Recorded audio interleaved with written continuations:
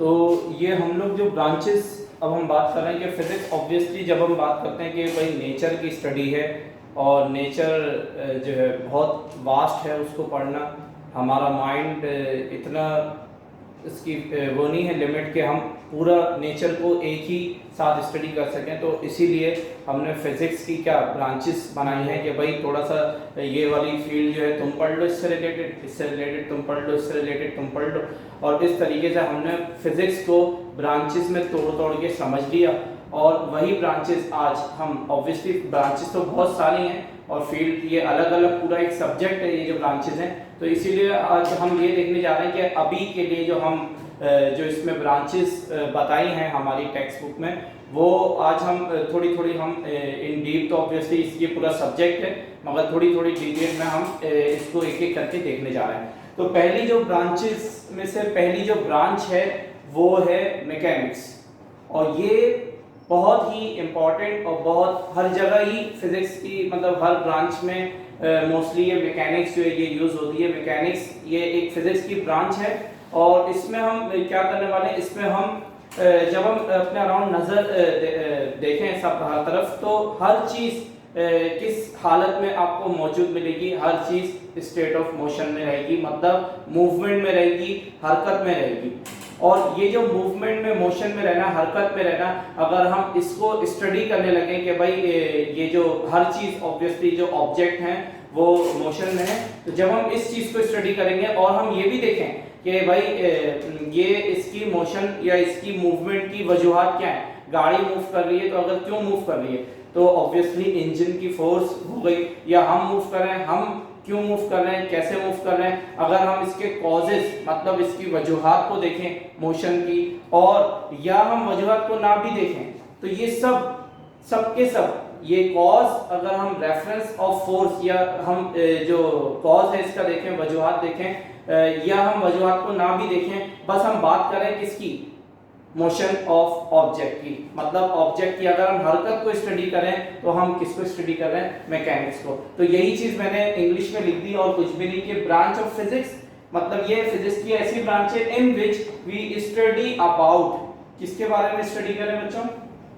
Motion of object, object की हरकत को, मोशन मतलब हरकत, ऑब्जेक्ट की हरकत को, मूवमेंट को हम स्टडी करें, मगर साथ ही ये बात लिख दी कि विद और विदाउट रेफरेंस ऑफ फोर्स। इस बात का क्या मतलब है कि ऑब्वियसली बच्चों ये जो कोई भी चीज मूव नहीं करेगी जब तक उसको फोर्स ना लगाया जाए। ऑब्वियसली मैं किसी चीज को धक्का दूंगा तो वो मूव करेगी, मैं अपने आप को फोर्स लगाऊंगा जमीन पर, पुश करूंगा बैकवर्ड तो मैं फॉरवर्ड आगे जाऊंगा। तो मैं क्या कर रहा हूँ, फोर्स लगाऊंगा तो मोशन क्रिएट होगा, मोशन होगा, वरना नहीं होगा। अच्छा, अगर हम इसके कॉजेस को, मोशन के हर एक कॉजेस को देखने लग गए तो हम ऑब्वियसली किसको स्टडी कर रहे हैं, मैकेनिक्स में ही स्टडी कर रहे हैं। और अगर हम कॉजेस को ना भी देखें, सिर्फ मोशन ऑफ ऑब्जेक्ट को देखें, तब भी हम किसको स्टडी कर रहे हैं, मैकेनिक्स को। तो आपको इससे अंदाजा हुआ कि मैकेनिक्स भी फर्दर दो ब्रांचेस में आगे टूट जानी चाहिए। मतलब जब हम कॉज को देखेंगे, मतलब वजह को देखेंगे, तो हम मैकेनिक्स की एक ब्रांच फर्दर, वो आपके उसमें लेवल में नहीं है, मगर जो मैं बताने जा रहा हूँ कि अगर हम वजह को देखेंगे तो वो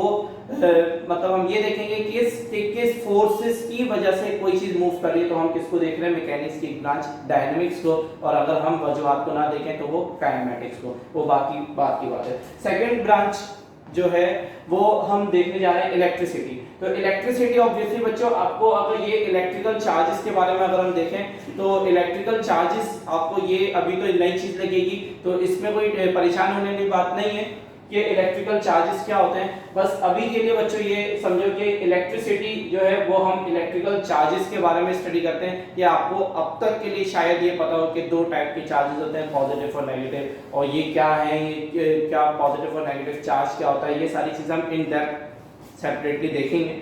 तो इसमें हम इलेक्ट्रिसिटी के अंदर, आपको नाम से ही लग रहा होगा कि इलेक्ट्रिसिटी मतलब करंट और वोल्टेजेस और ये सारी चीजें, तो इलेक्ट्रिकल चार्जेस को हम स्टडी करेंगे, चाहे वो रेस्ट में हो चाहे वो मोशन में हो। और इस बात का क्या मतलब है, रेस्ट और मोशन में हो, इससे भी आपको ये अंदाजा होगा कि इलेक्ट्रिसिटी की भी दो ब्रांचेस हैं कि जब हम इलेक्ट्रिकल चार्जेस को रेस्ट में देखेंगे तो वो एक अलग ब्रांच चली जाएगी जिसको हम इलेक्ट्रोस्टैटिक बोलते हैं, और अगर हम इलेक्ट्रिकल चार्जेस को मोशन में देखें तो वो इलेक्ट्रोडायनामिक्स की तरफ चली जाएगी। द थर्ड थिंग इज, ये थर्ड ब्रांच जो इलेक्ट्रोमैग्नेटिज्म है, इसमें भी अगर हम नाम को अगर गौर करें तो ये नाम जो है दो हिस्सों में हुआ है, एक इलेक्ट्रो और सेकंड जो है वो मैग्नेटिज्म। तो अगर हम इलेक्ट्रो से देखें तो इलेक्ट्रो वही इलेक्ट्रिक से निकला, और इलेक्ट्रिक मतलब इलेक्ट्रिकल चार्जेस, और मैग्नेटिज्म मैग्नेट से निकला। और आगे जाके देखोगे कि बच्चों ये जो एक साथ हमने नाम को जोड़ दिया, ये क्यों जोड़ा, ये आगे पूरी एक फील्ड बन चुकी, और ये मतलब मैग्नेटिज्म का इलेक्ट्रिकल इफेक्ट, इलेक्ट्रिकल का मैग्नेटिज्म, ये आपस का इफेक्ट जो जब हमें फर्दर मालूम या हमें पता चला तो हमने ये एक अलग ब्रांच बना दी इलेक्ट्रोमैग्नेटिज्म। और ये बहुत ही इंपॉर्टेंट है, जो आप घरों में बिजली, ये जो टरबाइन से बिजली बना रहे हैं, ये सब इस ब्रांचेस की वजह से है, इसकी स्टडी की वजह से। तो इसमें भी ये लिखा हुआ है, it deals with the methods that relate. देखो ये रिलेट की बात कर रहे हैं, किसको रिलेट कर रहा है, इलेक्ट्रिसिटी और मैग्नेटिज्म को। मतलब ये दो अलग-अलग ब्रांचेस थी बच्चों, और ये इस ब्रांच ऑफ फिजिक्स के अंदर हमने इनको रिलेट कर दिया इलेक्ट्रिसिटी और मैग्नेटिज्म में। फोर्थ ब्रांच ऑफ फिजिक्स में सॉलिड स्टेट फिजिक्स, ये क्या है, इसमें हम आपको नाम से अगर जहां तक अंदाजा हो कि ये ऐसी ब्रांच ऑफ फिजिक्स है जिसमें हम सॉलिड की स्टेट को हम स्टडी करें। और ये बच्चों ये भी बहुत ही इंपॉर्टेंट ब्रांच ऑफ फिजिक्स है, ये जो आप एंजॉय कर रहे हैं आजकल लाइफ, मतलब इलेक्ट्रॉनिक अप्लायंसेस जो हैं, ये जब हम इंपॉर्टेंस ऑफ फिजिक्स हम देखेंगे उसमें ये सारी ब्रांचेस के मतलब फायदे भी देखेंगे कि ये ब्रांचेस, हर एक ब्रांच का क्या फायदा है। तो सॉलिड स्टेट फिजिक्स में हम जो किसको डील कर रहे हैं बच्चों, किसको स्टडी करेंगे, structure and properties of solid material. नाम से अंदाजा हो रहा है सॉलिड के बारे में आप स्टडी करोगे, तो structure and properties of solid material मतलब सॉलिड का स्ट्रक्चर और उसकी खुसूसियात, प्रॉपर्टीज जो हैं वो हम देखेंगे इस सॉलिड स्टेट फिजिक्स के अंदर। And fifth branch is atomic physics. नाम से ही लग रहा है बच्चों, और ये हर ब्रांच का एक पूरी एक फील्ड है अलग अलग, और हर ब्रांच में बहुत ही हमें फायदे दिए हैं। और वो एटॉमिक फिजिक्स का क्या मतलब है, इसमें बच्चों हम क्या पढ़ने जा रहे हैं, इसमें ये वो ब्रांच है फिजिक्स की जिसके अंदर हम स्ट्रक्चर और वही प्रॉपर्टीज किसकी देखेंगे, नाम से देख लो बच्चों, एटम की। Atom is the smallest part of material या मैटर, तो हम उसको इन डीप देखेंगे। तो बच्चों 6 ब्रांच हम देखने जा रहे हैं फिजिक्स की। आप पीछे अभी देख चुके हैं, 5 ब्रांचें हमने देखी हैं, और छठी जो ब्रांच है वो है न्यूक्लियर फिजिक्स। अब तक आप लोगों ने आई गेस पढ़ा हो एटम में, एटम होता है और एटम के बाद फिर आता है स्मॉलेस्ट पार्ट ऑफ एटम जो है न्यूक्लियस का। मगर यहाँ बात है कि न्यूक्लियाई, एक होता है न्यूक्लियस और एक होता है न्यूक्लियाई। क्या फर्क है बच्चों दोनों का, ऑब्वियसली बस वो सिंगुलर प्लूरल का फर्क है। जब आप एक एटम के न्यूक्लियस की बात करोगे तो आप न्यूक्लियस कह दोगे उसको, और जब आप पूरे सिस्टम एटम की काफी सारे एटम है और हर एक का न्यूक्लियस की बात करोगे तो आप तमाम की एक साथ बात करोगे तो आप क्या कह दोगे, न्यूक्लियाई ऑफ एटम्स, तमाम एटम्स के न्यूक्लियर। ठीक है, तो ये न्यूक्लियर फिजिक्स एक ऐसी ब्रांच है फिजिक्स की जिसके अंदर हम स्ट्रक्चर और प्रॉपर्टीज देखेंगे, किसकी, वही न्यूक्लियस की, एटम्स के न्यूक्लियाई की। अगर हम एक एटम की बात करें तो एटम के न्यूक्लियस की, और ऑब्वियसली पूरा सिस्टम होता है, कलेक्शन होता है, तो उस एटम्स के न्यूक्लियाई की हम बात करेंगे, उसकी प्रॉपर्टीज, स्ट्रक्चर की, इसके अंदर न्यूक्लियर फिजिक्स के अंदर। 7th ब्रांच जो है वो है प्लाज्मा फिजिक्स। आप बच्चों ये आपके लिए बिल्कुल नया है प्लाज्मा, तो स्टडी फिजिक्स की ऐसी ब्रांच जिसमें हम प्लाज्मा को स्टडी करें। अब ये प्लाज्मा क्या होता है बच्चों, प्लाज्मा को इन डीप तो हम नहीं देखने वाले, मगर ये है कि आपको थोड़ा बहुत इंट्रो दे देना चाहिए प्लाज्मा के बारे में। और ये प्लाज्मा क्या होता है, पहली बात तो ये प्लाज्मा फिजिक्स के अंदर हम किसकी स्टडी करने वाले हैं बच्चों, प्लाज्मा की। अब प्लाज्मा क्या होता है, प्लाज्मा जो है बच्चों, हमने अब तक आपको ये आइडिया होगा कि मैटर की 3 स्टेट होती हैं, 3 हालत होती हैं, और वो हर किसी को पता होता है, सॉलिड, लिक्विड और गैस। ये 4th स्टेट ऑफ मैटर है बच्चों, और वो है प्लाज्मा।